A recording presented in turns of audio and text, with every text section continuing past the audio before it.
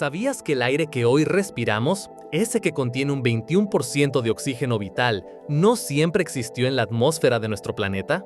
La Tierra, tal como la conocemos, con sus cielos azules y océanos rebosantes de vida, es el resultado de una de las transformaciones más radicales en la historia geológica y biológica, orquestada silenciosamente por organismos microscópicos. Este milagro atmosférico que hizo posible la existencia de toda la vida compleja, incluida la humanidad, fue obra de unas humildes pero poderosísimas bacterias, las cianobacterias.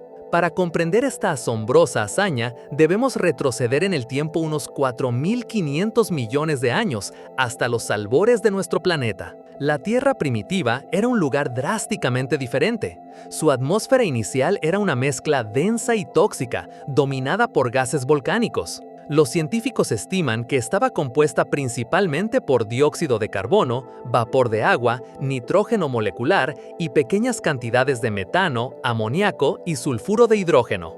El oxígeno libre, tal como lo respiramos, era prácticamente inexistente, con concentraciones miles de veces inferiores a las actuales, quizás menos de 1 parte por millón. Este ambiente era hostil, con una actividad volcánica constante, una radiación ultravioleta del sol inclemente que bombardeaba la superficie sin piedad y frecuentes impactos de asteroides. En esas condiciones extremas, la vida, si es que existía, debía ser muy diferente a la que hoy poblamos el planeta. Bajo esta atmósfera inhóspita, la vida comenzó a surgir hace aproximadamente 3.800 millones de años en las profundidades de los océanos. Las primeras formas de vida eran organismos unicelulares, procariotas, que prosperaban en ambientes sin oxígeno. Eran lo que llamamos organismos anaerobios, incapaces de tolerar el oxígeno e incluso envenenados por su presencia. Su metabolismo era rudimentario, basado en procesos químicos como la quimiosíntesis, extrayendo energía de reacciones con compuestos inorgánicos. Posteriormente, algunos de estos organismos primitivos desarrollaron una forma de fotosíntesis anoxigénica, es decir, una fotosíntesis que no produce oxígeno. Utilizaban compuestos como el sulfuro de hidrógeno como donador de electrones, liberando azufre en lugar de oxígeno. Este fue un paso evolutivo crucial, pero no el que transformaría radicalmente el planeta. El verdadero punto de inflexión llegó hace aproximadamente 2.700 millones de años, con la aparición de un nuevo tipo de organismo fotosintético, las cianobacterias. También conocidas como algas verde-azules, estas bacterias desarrollaron una innovación metabólica revolucionaria, la fotosíntesis oxigénica. A diferencia de sus predecesoras, las cianobacterias aprendieron a utilizar el agua, un recurso abundante en la Tierra, como donador de electrones para sus procesos fotosintéticos. La reacción química fundamental que lograron dominar es la que hoy conocemos bien: dióxido de carbono más agua, en presencia de luz solar, se transforman en azúcares, que son su alimento, y un subproducto increíblemente importante, el oxígeno molecular. Este mecanismo de la fotosíntesis oxigénica fue el motor del cambio. Las cianobacterias poseían pigmentos como la clorofila, que les permitía capturar la energía luminosa del sol con una eficiencia asombrosa. Dentro de sus células contenían estructuras especializadas llamadas tilacoides, membranas internas donde se llevaban a cabo las reacciones de la fotosíntesis.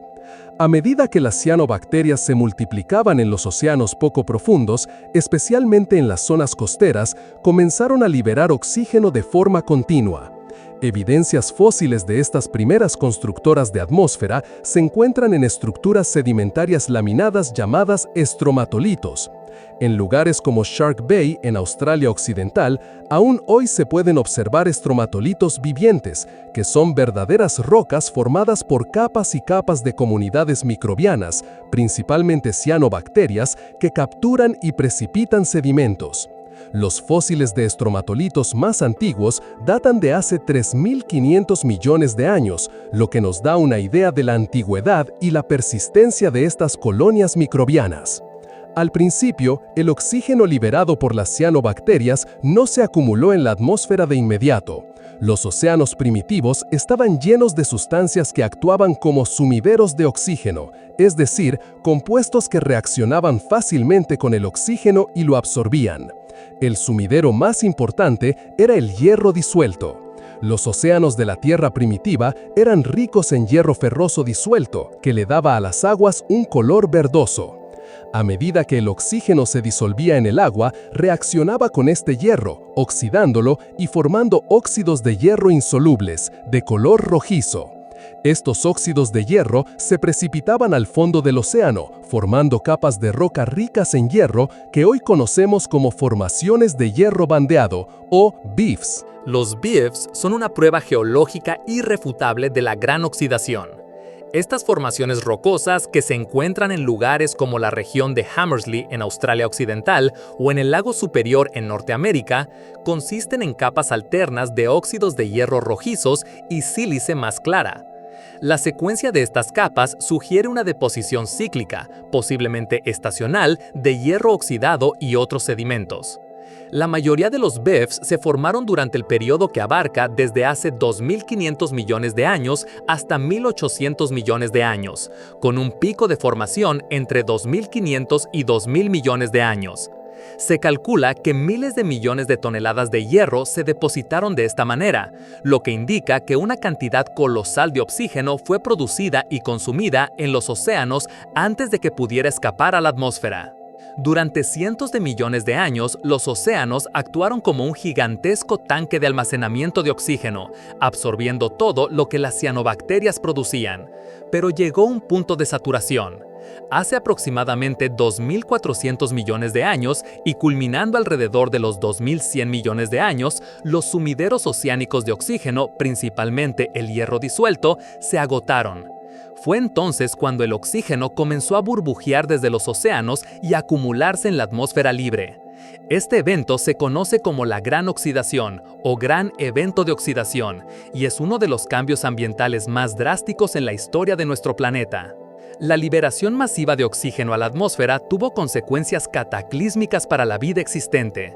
Para la mayoría de los organismos anaerobios que habían dominado la Tierra durante casi 2.000 millones de años, el oxígeno era un veneno letal. No tenían los mecanismos bioquímicos para neutralizar sus efectos dañinos, como la producción de radicales libres altamente reactivos. Este cambio atmosférico provocó una extinción masiva sin precedentes, aniquilando a innumerables especies anaerobias que no pudieron adaptarse o encontrar refugio en nichos libres de oxígeno. Fue un periodo de crisis biológica que redefinió el curso de la evolución de la vida. Sin embargo, en medio de esta catástrofe, el oxígeno también abrió la puerta a nuevas y emocionantes posibilidades. Algunas líneas de vida desarrollaron mecanismos de defensa contra el oxígeno y, lo que es más importante, aprendieron a utilizarlo para su propio beneficio. Así surgió la respiración aeróbica, un proceso metabólico que es inmensamente más eficiente en la producción de energía que la anaeróbica. Mientras que la fermentación, un proceso anaeróbico, produce solo unas pocas moléculas de trifosfato de adenosina por molécula de glucosa, la respiración aeróbica produce hasta 32 moléculas. Esta explosión en la eficiencia energética permitió a los organismos crecer más, volverse más complejos y, en última instancia, evolucionar hacia formas de vida multicelulares. Las consecuencias de la gran oxidación trascendieron lo biológico, alterando la química y la física del planeta. Una de las más importantes fue la formación de la capa de ozono. Con el oxígeno libre en la atmósfera, las moléculas de oxígeno molecular, u O2, comenzaron a ascender a la estratosfera. Allí, bajo la influencia de la intensa radiación ultravioleta del Sol, las moléculas de oxígeno se dividieron en átomos de oxígeno individuales. Estos átomos solitarios, altamente reactivos, se unieron rápidamente a otras moléculas de oxígeno molecular, formando el ozono, u O3. La capa de ozono es crucial porque absorbe la mayor parte de la dañina radiación UVB y C que proviene del Sol. Sin esta capa protectora, la radiación UV habría esterilizado la superficie terrestre, impidiendo que la vida compleja, especialmente las plantas y los animales, pudiera colonizar los continentes y las aguas superficiales. Fue esta barrera protectora la que permitió que la vida evolucionara fuera de los océanos profundos y se diversificara en tierra firme, un hito que tardaría otros 1.500 millones de años en ocurrir, pero cuyas bases se sentaron con la gran oxidación. Oxidación. El aumento del oxígeno también tuvo un impacto dramático en el clima global.